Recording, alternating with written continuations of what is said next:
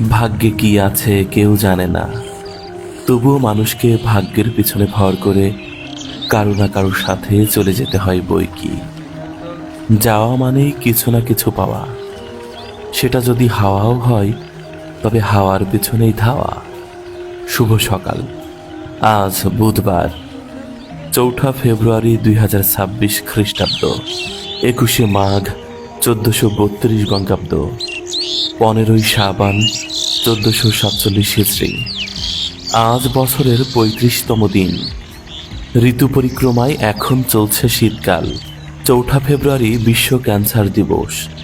আজ বাংলাদেশের প্রখ্যাত কবি ফজল শাহাবুদ্দিনের শুভ জন্মদিন। শুভ হোক সারাদিন।